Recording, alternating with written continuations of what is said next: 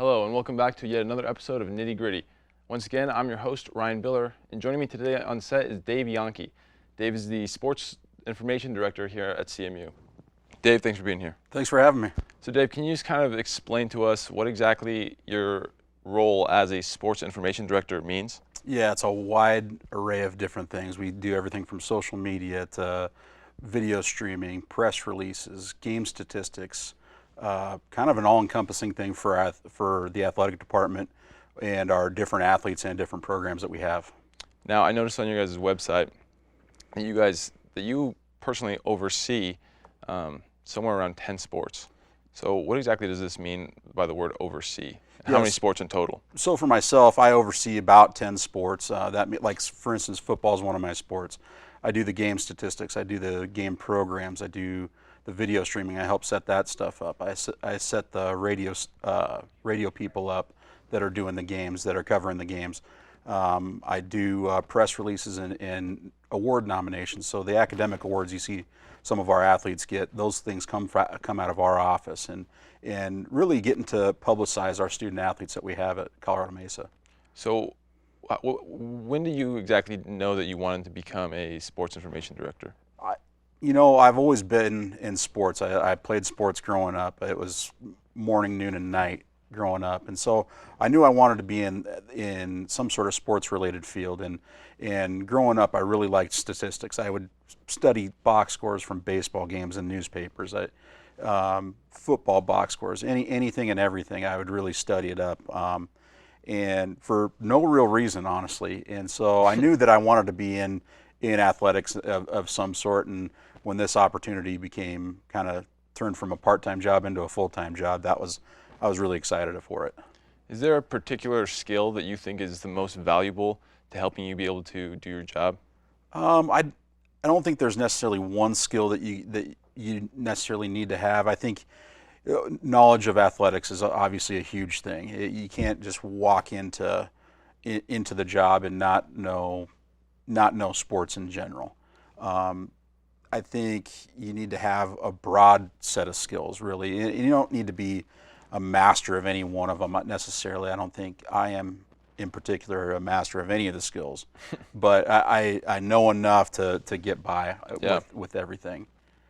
So how do you take on so many sports? How do you balance all of those?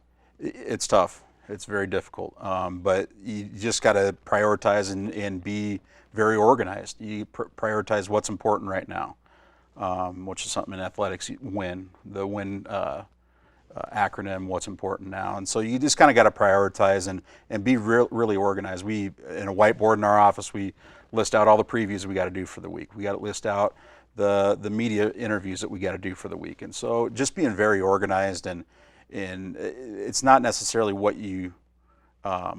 what sport is more important right now. We try to get every sport its own due, but it's very difficult at times. Do you guys have to prioritize which duties you have to do each week, as far as like between media, press releases, and all those sorts of things, or is it always the same week in and week out?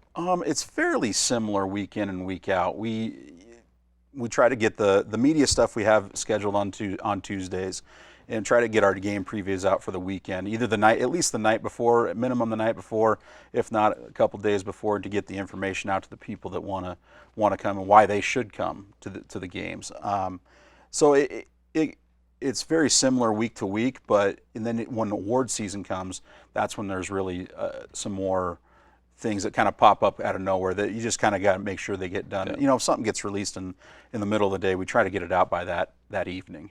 So what are the hours like for this job? Because obviously with sports, especially college sports, you're dealing with a lot of Fridays and a lot of Saturdays. So is that tough, trying to deal with a lot of weekend hours? It is tough, and a majority of our hours are on the weekends. I don't remember the last time I worked a 40-hour week.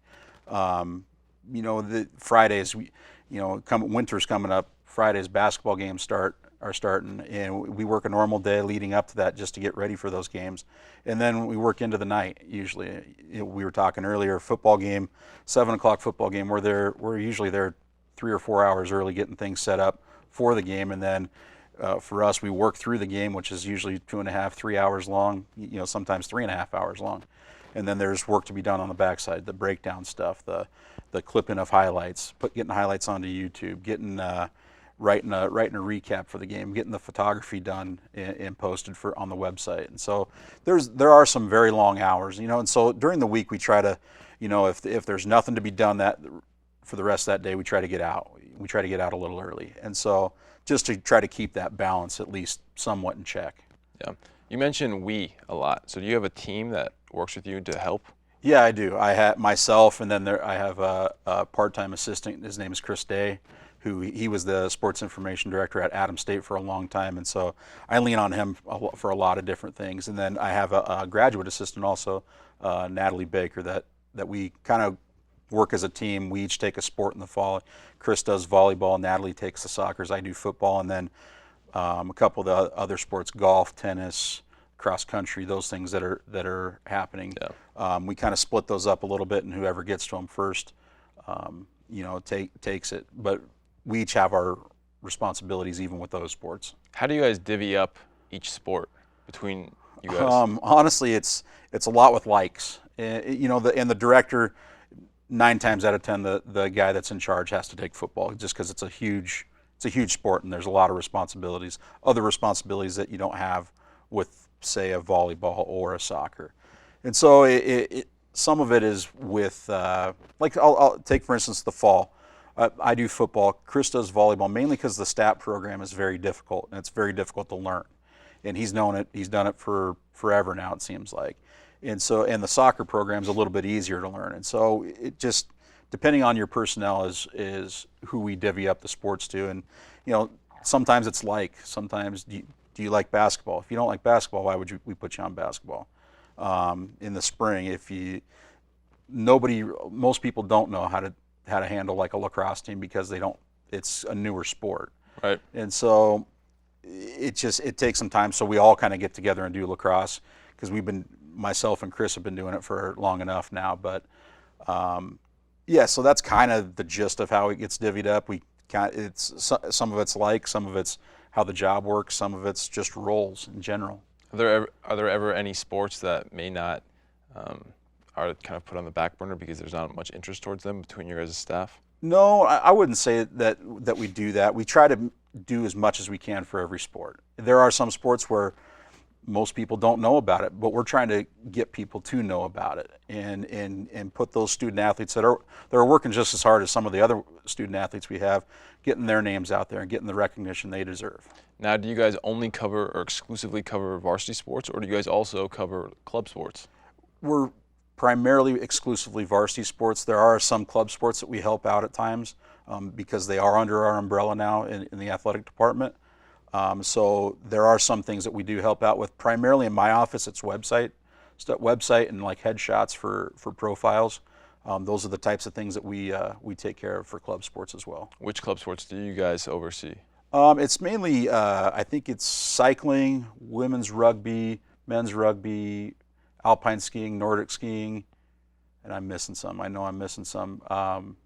Ice hockey, and did I say cycling? I think it's cycling too. Yeah, you did. Yep. So, yeah, I think it's 5 or 6 of them that we primarily are looking out for. Is there a specific sport, whether it's club or varsity, that you enjoy covering the most? Baseball. I've done baseball my whole life, and I'm really involved with baseball. I coach baseball during the summer at the high school level, and so baseball. I love covering baseball, and it helps that our baseball team is very successful here, and so there's some perks with them being very successful also. But they're a fun group to be with and travel with during postseason. So I really enjoy working with them. So do you guys travel with the teams?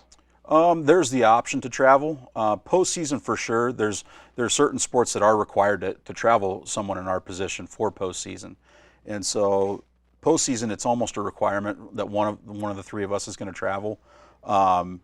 It's not a requirement in the season. Usually, the sports I cover, I try to get to at least once on the road.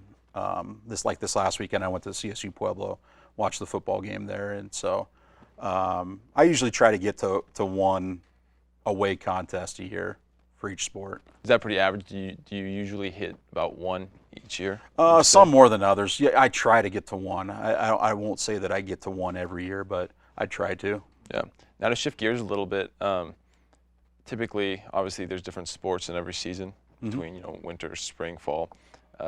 Is there one particular season that is the most difficult to cover? Without a doubt, to me, it's the spring, and it's the crossover with the winter sports. Their regular seasons end in February, usually the end of February. Well, the spring sports, their seasons start in February, and so we call it crossover season. And so you have basketball game, like for instance, I think there's a week in February where I'll be going from a baseball game directly to a basketball game right after to cover both of them. And I think that's the same time as the RMAC swim championships are going on. And so we have, I think, 3 or 4 events going on all at the same time. And so it's very difficult at times that crossover season can cause problems at times, and has caused problems sometimes for us. So what kind of problems are caused in those situations? Coverage, the biggest thing. There's some sports that need a stat taker. For swimming, there's the result person that you have to have. And then you have to have a scorer for basketball also. And then if there's a lacrosse match going on, you have to have somebody scoring that too. There's only 3 of us in the department, and possibly 4 events going on at the same time. So we end up spreading ourselves super thin at times with the amount. But we seem to get it all done, and it always works out in the end. So how are you guys able to cover all those sports? A lot of times we ask for help. We do ask for help, whether it's opposing teams that are coming, seeing if somebody can travel with them to help out. If we can train somebody up that week, we try to train somebody up that week to help out. And a lot of times, sometimes we've even gone back and done stats off of video. I mean, it's not ideal, but we have done that before. Are you guys ever looking to expand your crew? Yes, always. Budgets don't allow that at times, but there's a couple things that we're trying to work on to make that expansion. And we interns is another thing too. Student interns, we'd love to have more of them. In a perfect world, we'd have more interns helping cover sports. Yeah. And I think it's a great opportunity for interns to get into athletics also. And I mean, you can see the variety of different fields, from video, photo taking, statistics, media relations, all sorts of things. There's plenty of opportunities out there. Hypothetically speaking, to any intern who may be coming in and working with you guys, is there a specific skill set that would make them ideal with the position? We have a lot of different opportunities, and so when people come to me asking for wanting to do an internship, I get back to them. I ask them, what do you want to get out of this? We have such a variety of things that we just talked about that, do you want to do video? Do you want to learn how to keep stats? Do you want to do press releases? There's lots of different opportunities. So I usually put it back on them. What do you want to do? Social media is another one. A lot of people are into social media now. I have one intern now that he's great at it. And so I'd love to get more. And so like I said, a lot of times I turn it back to the students to ask them, what do you want to do? Are a lot of the interns that you guys end up getting CMU alumni? Because I understand that you told me earlier that you were a CMU alum, right? Yeah. No, honestly, we have just the students right now, and my graduate assistant right now, this is her 2nd year. She's actually from the University of Wyoming. She played basketball there, and so not necessarily. Chris, my part-time person, was an alum also, and so it just happened to work out that way. It isn't necessarily what we look for, but it works out. And when they have an idea of the department, it works out better because we do have so many sports. Yeah. So just to close things off, what exactly is your favorite aspect of being the sports information director here? I like doing the game statistics, but my favorite part of it is being able to publicize the student athletes' accomplishments and getting those out to people and to see what our students are doing here at Colorado Mesa. That's the ultimate joy that I have. When they're an All-American, pushing it out across the country to their hometowns, wherever they're from, getting those people involved and making sure that those people know of the students and what they're doing here at Colorado Mesa. All right, Dave, that's about all the time that we have. Thanks for being here. Dave Jahnke is the Sports Information Director here at CMU. Thanks for tuning in, and join us next week for another episode of Nitty Gritty.